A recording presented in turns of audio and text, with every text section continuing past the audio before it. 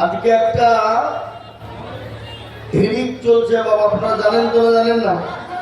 কিসে এনআরসি লয় বাবা? হ্যাঁ হ্যাঁ এ বাবা, 2014 সাল থেকে মানুষের উন্নয়ন নাই, চাকরি নাই, মানুষেরকে সকল সময় বাবা ঠোঁটরস্ত করে রেখেছে বাবা। আমাদের দেশের দুটো সরকার, কি বুঝলেন? এই দুটো সরকারের কাজই হলো বাপজি মানুষকে খালি দ্বন্দ্ব লাগিয়ে রাখা। কখনো এনআরসি, কখনো সিএ, কখনো এমপিআর। এ বাবা কখনো বাপজি বলছে লকডাউন, কখনো বলছে আবার কি বলে ওই ওয়াকফ বিল। এবার আবার আর একটা আইন বের করেছে বাবা এসে, মানে মানুষকে সকল সময় একটা ভয় ধরিয়ে রেখেছে বাবা, একটা ভয়ের জুজু দেখিয়ে রেখেছে। বুঝতে পারলেন না? পারলেন না? মানে কিছু লয় বাবা, সব ভোটে জিতা, ভোটে লড়তে হবে, জিতে গদি টিকাতে হবে, এই মানুষকে বিভ্রান্ত করে ব্রেনটাকে অন্যদিকে চালিয়ে দিয়ে তারা গদি দখল করতে চায়। কি বুঝতে পারলেন না? পারলেন না? উপরে আর নিচে, দাদা দিদি, কি কথা বলতে পারলেন না? কি বলছি কথা বলতে না? দাদা দিদি, গতকালকে আমার জালসা ছিল কলকাতা গড়িয়াহাট, গতকাল শহরে, আর তার আগের দিন রাত্রিরে ছিল কলকাতা রাজারহাট,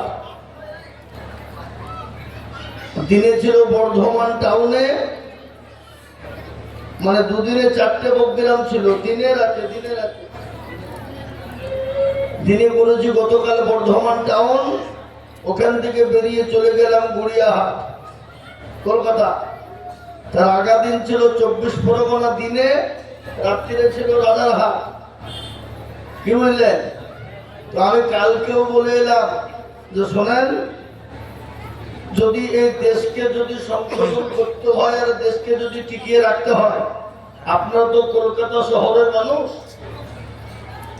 যদি দেশে যদি শান্তি ফিরে আনতে হয় আর দেশকে যদি মনে করেন ভালো জায়গায় পৌঁছাবো, এ দুজনকে পাঠান। এ দুজনকে যেদিন পাঠিয়ে দেবেন দেখবেন সেদিন ভারতবর্ষ একেবারে সোনার দেশ হয়ে গেছে। কোনো দ্বন্দ্ব ঝামেলা, কোনো ঝগড়া ঝামেলা ঝঞ্ঝট, কোনো প্রেশার কিচ্ছু থাকবে না। এর আগেও কেন্দ্রে ছিল কংগ্রেস, বামফ্রন্ট, তারা কিন্তু ভাবছি মানুষকে এতটা হয়রানিতে ফেলেন। কি বুঝছেন আপনারা? বলেন, কথা বলছেন না? বুঝছেন না? এখানে কারো কথাই রাখবে, কেউ চড়বে।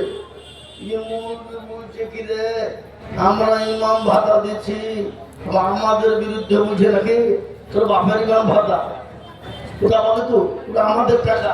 কি বুঝছেন আপনারা? বলেন, অকাম সম্পত্তি কেন আমাদের?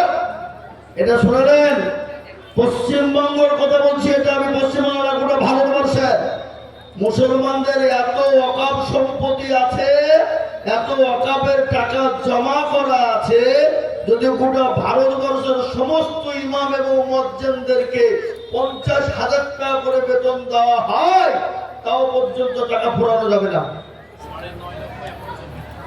9.5 লক্ষ একর জমি ওয়াকফে। কত সহজ কথা নয় বাবা, মুসলমানরা ভিখারি নয়। আজকে যাদের চাল নাই, চুলো নাই, খেতে খাবারের জড়নাকে বলে, আজকে তারাই বলছে মুসলমানদের থবো না, বের করে দিব। কিন্তু ওদের পেছনের খবর নিয়ে দেখেন, ওরা ব্রিটিশদের দালাল ছিল, ইংরেজদের দালাল ছিল। আজকে যারা বলছে মুসলমানদেরকে থবো না, এ বাবা এই যে এশিয়ার করছে, এটা কাগজপত্র আজকে দেখতে গিয়ে দেখছে 2002 সালে মুসলমানদের ডকুমেন্ট প্রায় মুসলমানদের 99% মুসলমানের আছে। কি বুঝেন আপনারা? বলুন, 99% মুসলমানের 2002 সালের কেন, তার আগের নিলেও পাবে। পাবে কি পাবে না? 1951 সালে যদি দলিল মুসলমানদের কাছে চাই, তাও মুসলমানরা দিয়ে দিবে। কি বুঝেন আপনারা? বলুন, যদি তাও যদি না প্রমাণ হয়, বলে তার দাদা তার দাদা তার দাদা যদি হাড় মাংস নিবে বলে, কবর খুঁড়ি করে পচাবে, কি বুঝে বলেন? পচাবে কি যাবে না? হ্যাঁ, মুসলমানদেরকে যুদ্ধ থেকে ভয় দেখিয়ে লাভ নাই বাবা। আর যারা কদিন গলার মালা হয়েছিল, আংটি হবে, দেশে আংটি হবে, আজকে তারাই উল্টো গাইতে শুরু করে দিয়েছে। কি জানেন? না, ইয়ে চলবে না, একটা উল্টা কি হবে।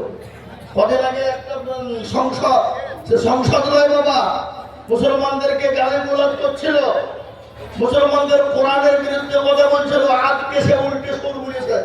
কি জানেন? উল্টো সুর তুলেছে যে খবরদার আপনারা এই দল করবেন না, এই দলে যাবেন না, এরা পাকা দালাল, এরা মানুষকে বিভ্রান্ত করছে। ওই বলছে আজকে। আমি আপনাদেরকে বলি বাবা, কোরআনে আল্লাহ বলেছে, হাক্কা কি কোরআন আছে, আল্লাহ বলেছেন যেটা বাতিল বাতিলই থাকবে, হক হকই থাকবে। থাকবে না থাকবে না বলুন।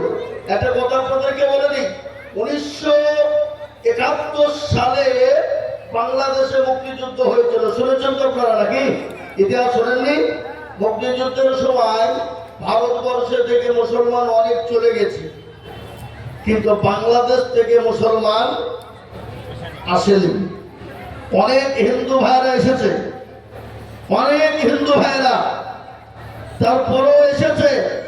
তো আমি একটা কথা বলবো, যারা বিজেপি বিজেপি করে পাগল, কিছুদিন আগে আসাম রাজ্যে এনআরসি হয়েছে, জানেন তো নাকি?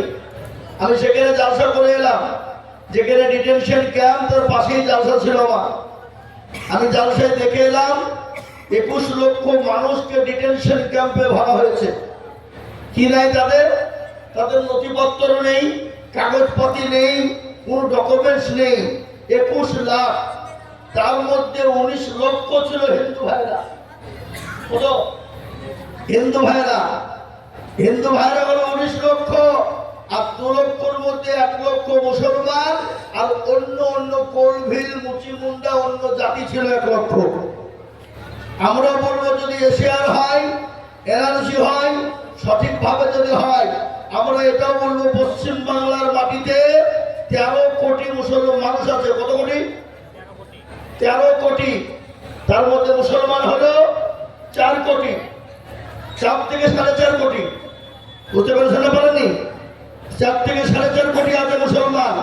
এটা আমি বলবো যদি এই শেয়ার করা হয়, হয়তো বড়জন মুসলমানদের 100-র মধ্যে 95 কি 96% থাকবে, 4% ওদেরও কাগজ আছে, কিন্তু হয়তো জানে না, মূর্খ মানুষ, অজ্ঞান, অশিক্ষিত, কাগজপত্র ঠিক রাখেনি। ওরাও কিন্তু ভারতীয়, কি বুঝলেন? ওদেরকে বের করা গেল, এইগুলা খুঁজে পাবে। বাদ বাকি আলহামদুলিল্লাহ, সুম্মা আলহামদুলিল্লাহ, মুসলমানদের ডকুমেন্টস আছে, এতে ঘাবড়ানোর কোনো প্রয়োজন নেই, ভয়ের কোনো ব্যাপার নেই। বুঝতে পারছেন না? পারেননি? পারছেন না? পারেননি? এই মুসলমান, এই এসআইআর করার একটা কাজ হলো মুসলমানদেরকে যেরকম প্রকারে ভয় দেখিয়ে ওদেরকে দেশ থেকে তাড়বো। কত সহজ! এটা তার বাপের দেশ, এটা আমাদের দেশ। কাদের দেশ? কথা বলেন না কেন? এটা আমাদের দেশ। এদেশে রক্ত দিয়ে তৈরি করেছি আমরা, আমাদের পূর্বপুরুষরা তাদের রক্তের বন্যা বয়েছে দেশের জন্য। এই ভারতবর্ষের জমিনে মাওলানা আবুল কালাম আজাদ দিল্লির জমিনে, দিল্লির জামে মসজিদে তিনি দাঁড়িয়ে বলেছিলেন, ওগো মুসলমানেরা, তোমরা যে পাকিস্তানে যাবা, বাংলাদেশে যাবা, যে আল্লাহ পাকিস্তানে আছে সে আল্লাহ কি ভারতে নেই? যে আল্লাহ বাংলাদেশে আছে সে আল্লাহ কি ভারতে নেই? তোমরা যদি চলে যাও, তোমাদের বাপ দাদার কবরগুলা জিয়ারত করবে কারা? তোমাদের মসজিদ গুলানে আজান দিবে কারা? সেই দিন মুসলমানরা বলেছিলেন, ওগো মাওলানা আবুল কালাম আজাদ, আমাদের জীবন দিয়ে দেব, তাও এই দেশ ছেড়ে আমরা যাব না। এই দেশের ভালোবাসা মুসলমানদেরকে শেখানোর কারো দরকার নেই। মুসলমানরা জানে, জানে না? জানে না? জোরে বলুন, জানে না? জানে না? হুব্বুল ওয়াতানি আলাল ঈমান, দেশকে ভালোবাসা হলো একটা ঈমানের অঙ্গ। এটা মুসলমানরা জানে কিভাবে দেশকে ভালোবাসতে হয়। তাই আজকে হিন্দু মুসলমান করে দেশে দাঙ্গা লাগিয়ে, ফেতনা ছড়িয়ে আজকে দেশটাকে দ্বিখণ্ডিত করতে চাইছো। আজকে যারা চাইছো, প্রয়োজন হলে এই পশ্চিম বাংলার মাটিতে হিন্দু মুসলমান আমরা শিখ ইসাই কাঁধে কাঁধ মিলিয়ে আবার ইংরেজদের মতন ব্রিটিশদের মতন তোমাদেরকে তাড়াতে আমাদের ভয় নেই, দ্বিধাবোধ নেই। প্রয়োজন হলে তোমার বুলেট বোমা শেষ হয়ে যাবে, তোমার প্রশাসনের গুলি শেষ হয়ে যাবে, কিন্তু মুসলমানদের বুক শেষ করা যাবে না। আমি আপনাদেরকে অনুরোধ করে বলবো, আজকে যে স্যার নিয়ে যে আগামী কাল থেকে শুরু হবে, অনেকেই হয়তো ভয় ভয় করছেন কি হবে না হবে, কিচ্ছু হবে না। কি বুঝতে পেরেছেন না পারেননি? কিচ্ছু হবে না। শুনেলেন, যা কিছু হয় ওপরওয়ালার তরফ থেকে, আর আল্লাহ তরফ থেকে। এ বাবা, আল্লাহ যদি বাঁচায়, পৃথিবীর কারো বাপের ক্ষমতা নাই আমাদের ক্ষতি করতে পারবে? ফেরাউন, নমরুদ, আবু জাহেল, আবু লাহাব, উতবা, সাইবা, মুগীরা পরস্পর তারা মুসলমানদের বিরোধিতা করেছে, ইসলামের বিরোধিতা করে গেছে। আজকে তারা রাস্তে নাবুদ হয়ে গেছে, তাদের নাম নেওয়ার মতো লোক কেউ নেই। আছে? কথা বলেন। একটা কথা আপনাদেরকে শুনিয়ে দিই, হিন্দু হোক, খ্রিস্টান হোক, বুদ্ধ হোক, কোল হোক, মুচি হোক, যে জাতি হোক, ফেরাউনের নাম আর আবু জেহেলের নাম তাদের ছেলেদের রাখে না? রাখে? কথা বলে রাখে? তার মানে তারাও জানে যে এরা ছিল 1 নম্বর দেশের শত্রু, এরা হলে 1 নম্বর শয়তান মার খালো। আজকে যারা সংসদে বসে, গদিতে বসে, মসজিদে বসে আজকে হিন্দু মুসলিম শিখ ইসাই দাঙ্গা লাগিয়ে দেওয়ার চিন্তা ভাবনা নিচ্ছে, যারা মানুষকে আজকে প্রেশারের মধ্যে ফেলে রাখছে, ইতিহাস ভুলবে না, ইতিহাস মনে রাখবে। একদিন এদেরকে দেশ থেকে তাড়িয়ে দেওয়া হবে, এদের কথাও মানুষ কোনোদিন মুখে আনবে না। কি বলছেন আপনারা বলুন? ঠিক না? ঠিক। জুলুম, জুলুম, অত্যাচার আল্লাহ সহ্য করে না, আল্লাহ সহ্য করে না। যারা অত্যাচারী তাদেরকে আল্লাহ কোন দিক দিয়ে শেষ করবে, ধ্বংস করবে, আল্লাহ সেটা ভালো জানেন। জানেন না? জানেন না? তাই আমি আপনাদেরকে বলবো, দুটা কয়েক কথা বলি বাবা, যারা আমরা এখনো পর্যন্ত এসে জমতে পারিনি, একটু দয়া করে মেহেরবানি করে আগে চলে আসুন ইনশাআল্লাহ।